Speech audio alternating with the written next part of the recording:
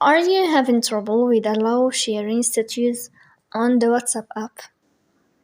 If you can't share your WhatsApp status, the sharing option isn't available, or your status isn't being shared as expected, these steps may help.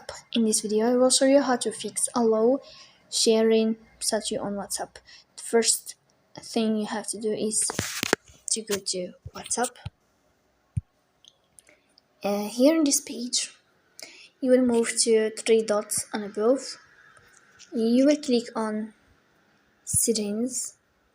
Here in this list, as you see, you will find privacy. We'll go to privacy, and here in this window of privacy, what you find, or what you will find here is a statue. You will tap here, and after that you will find allow sharing. So we click here to enable allow sharing and to fix this problem. So please don't forget